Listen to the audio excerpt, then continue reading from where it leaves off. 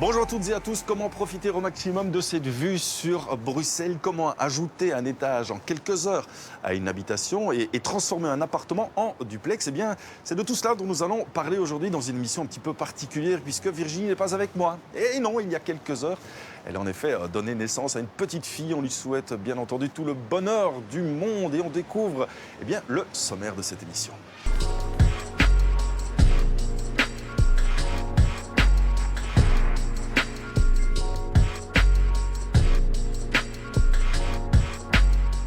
Voilà, on a découvert en quelques images le quartier dans lequel on se trouve aujourd'hui. On est bel et bien à Bruxelles, dans une rue qui vous plaisait bien. Voilà, exactement. Acheter un dernier étage d'un immeuble des années 30.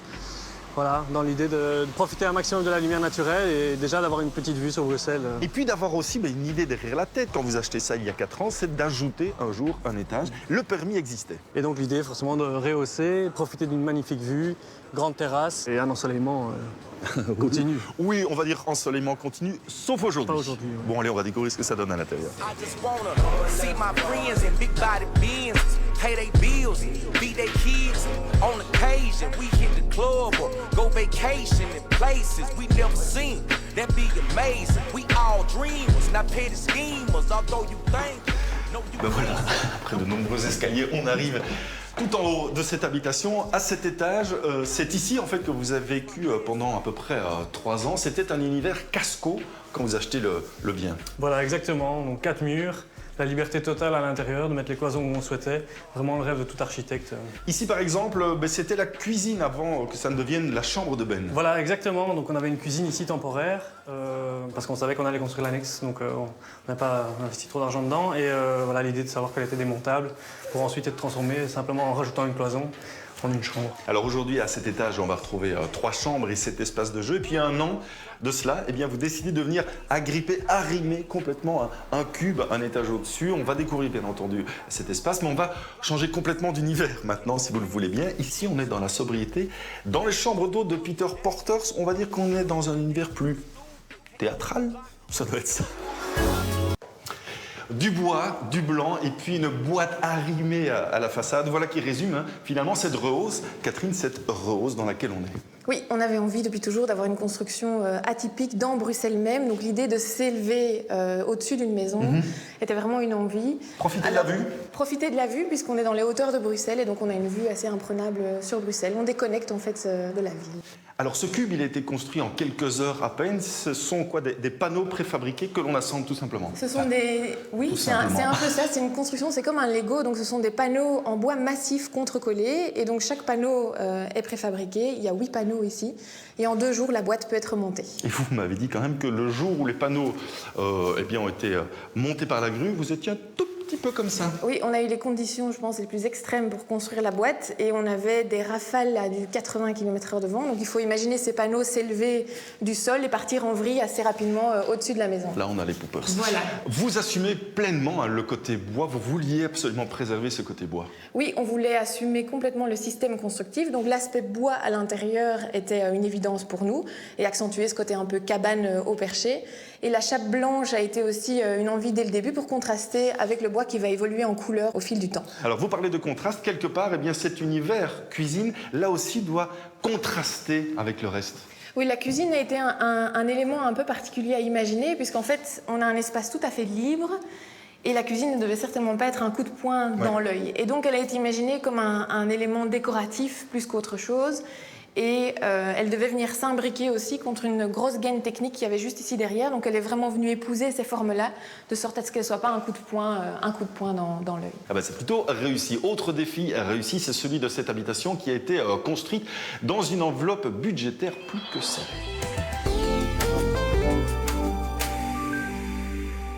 Alors si le bois, on le retrouve à l'intérieur de ce caisson, on va également le retrouver à l'extérieur avec ce bardage. Thomas, c'est quoi comme essence de bois? Donc c'est du cèdre ajouré, donc les lattes sont légèrement espacées pour laisser ventiler le bardage. C'était important pour vous de garder cet élément bois ici sur cette terrasse, alors que sur les côtés, vous utilisez du zinc. Oui, c'était surtout la chaleur du bois qu'on aimait bien, le côté vieillissement dans le temps, le bois qui grisonne un peu, donc voilà, on trouvait que c'était chouette d'évoluer avec ça. Ce matériau qui vit donc. Voilà. Autre matériau assez intéressant sur cette terrasse, c'est le verre que l'on utilise ici ici en garde-corps. Voilà, l'idée de la transparence, hein, donc avoir des garde-corps le plus vitrés possible, à hauteur réglementaire pour éviter que les enfants ne tombent, évidemment. Et voilà, garder une grande transparence. Et avoir la vue sur voilà. la rue, voir ce qui se passe, faire Voilà. votre curieuse neuse monster pot, comme on dit. Voilà, exactement. Bon, on a beaucoup parlé de bois et je sens et je vois surtout que Catherine est intéressée par le bois et par un livre. Exactement. Alors vous êtes comme ça, on amène des bouquins chez vous et directement vous les feuilletez, voilà. Je me fais plaisir. Eh bien, faites-moi plaisir en donnant le titre aussi de cet ouvrage, ou plutôt de ces 2 volumes. Alors, The 100 Compound. C'est compliqué, hein. Bon, on va dire sans réalisation contemporaine en bois, hein. Ça sera plus simple. C'est beaucoup plus simple. C'est vrai que c'est publié aux éditions Taschen, 2 volumes consacrés à l'architecture en bois, avec de grands et de petits projets. Oui, avec des architectes assez connus et d'autres un peu moins, mais des réalisations très très intéressantes. C'est vrai qu'on va retrouver de petits projets aussi, des maisons de particuliers, puis alors ces ensembles monumentaux. Revenons un petit peu chez vous. Est-ce qu'il y avait aussi l'envie de vivre dans des éléments naturels et avec cette atmosphère tellement particulière du bois? Mais c'est un petit peu le contraste avec le fait d'habiter en ville, d'habiter dans cette boîte en bois, rajoute un côté un peu naturel et décalé par rapport à l'environnement urbain. Allez, on revient à ces bouquins, donc parus aux éditions Taschen, ces 2 volumes. Allez, dites-le-moi, dites-moi. The 100 Contemporary Woods Buildings. Pas mal. Left my demons at the door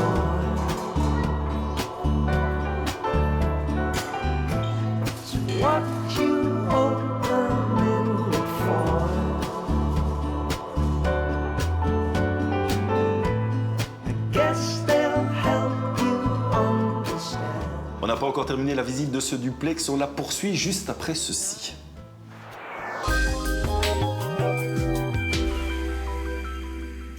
Voici un des échantillons de murs. C'est bien ça, hein, Thomas? Voilà, exactement. Donc contre-collé, 3 plis ici, 9 cm et quelques pour l'épaisseur des murs. Oui. Beaucoup plus pour la toiture. Oui, la toiture, on ne voulait pas d'éléments porteurs intermédiaires, donc elle fait 23 cm de bois massif pour pouvoir passer la portée des 8 mètres ici. Comment est-ce qu'on peut assurer finalement une rigidité à l'ensemble alors? Donc là, ce sont des lattes qui sont assemblées les unes à côté des autres, entrecollées entre elles et pressées ensuite pour garder sa stabilité, quoi. Quand je regarde bien au niveau du mobilier de cuisine, on va retrouver finalement le même élément. Voilà, exactement. Donc le fabricant de panneaux contre-collés propose aussi des éléments de beaucoup plus fine épaisseur pour des décors intérieurs. Et ici, en l'occurrence, on pouvait avoir exactement la même finition que les murs. Alors pour cette boîte, vous avez fait appel à une société belge qui elle-même travaille avec des Autrichiens. C'est vrai qu'il y a ce savoir-faire aussi au niveau du bois. Voilà, exactement. Oui, l'Autriche, grand producteur de bois, a développé cette technique de contre-collé. Et donc cette société belge maintenant fait le relais entre l'Autriche et la Belgique. Oui. Question énergétique, l'ensemble est, je suppose, aujourd'hui isolé. Oui, oui, tout à fait. Donc les murs ici sont isolés avec 20 cm d'isolant, la toiture 16 cm et on est à un standard passif en termes d'isolation. Oui. C'est bien. C'est formidable. Catherine, une des grandes idées de cette restauration, rénovation, c'était d'intégrer au maximum aussi le rangement. Oui, on avait besoin de retrouver des rangements un petit peu partout, et donc notamment l'escalier ici qui s'ouvre en rangement chaussures. Sous la première volée d'escalier, on retrouve aussi sous le palier un rangement valise, donc ça c'était très important pour nous. Et là, vous avez utilisé du multiplex, histoire que le bois soit quand même un peu plus rigide. Pour le reste, c'est vrai que ici même, dans cette boîte, on va aussi retrouver des rangements. Pareil partout, donc chaque espace est réutilisé comme rangement pour les aspirateurs ou autres, pour jamais les avoir face à nous. Et puis même dans la cuisine, hein, quand on regarde le plan de travail, on se dit tiens, mais qu'est-ce qui se cache là derrière? Oui, la cuisine c'est un peu l'élément principal de l'étage. C'est comme une grande pièce décorative et donc tous les électroménagers sont camouflés eux aussi derrière des rangements. Autre idée très très importante aussi, c'était de maximaliser l'espace, essayer de ne pas perdre le moindre centimètre carré. Oui, tout ce qui est couloir pour nous ou autre espace, on ne fait que passer, nous intéressait pas. Donc on a récupéré en fait l'espace juste au-dessus du vide de la cage d'escalier pour créer un bureau. Et cet espace, du coup, était beaucoup plus large et permet aux enfants de jouer, voilà, de l'utiliser. C'est QFT, comme on dit. Left my demons at the door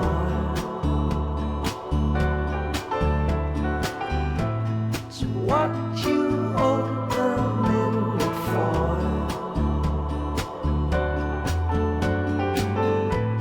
I guess they'll help you understand.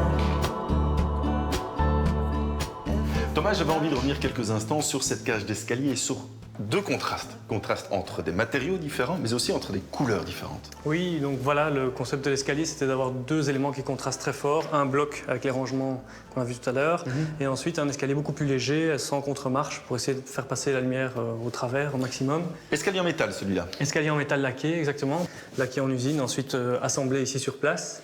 Et le garde-corps qu'on voulait le plus graphique possible et sécurisé dans un premier temps avec le filet qui est destiné à partir une fois que les enfants seront... Oui, bien entendu. Le jaune aussi, hein, c'était quelque chose d'important. Il fallait marquer l'élément, il fallait lui donner quoi, un peu de vie. Voilà, exactement. On voulait un truc un peu peps, qui amenait un peu de chaleur aussi dans la maison. Donc oui, jaune, c'était la couleur qui nous a paru le plus appropriée pour ça. Et le jaune, cette couleur peps, eh bien, vous l'assumez pleinement. Ah ben voilà, exactement. Et vous avez raison. Bon, ça va.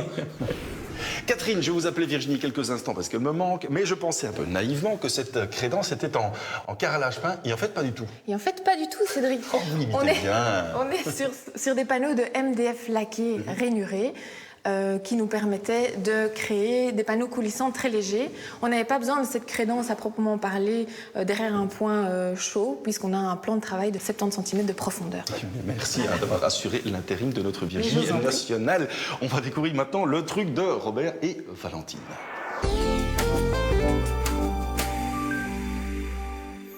Alors, une bonne résolution pour 2016, toujours assortir la couleur de ses chemises à la couleur des garde-corps ou des escaliers. Alors, la semaine prochaine, on sera du côté de Liège. D'ici là, surtout, portez-vous bien et n'hésitez pas à embellir vos maisons. À très bientôt, au revoir.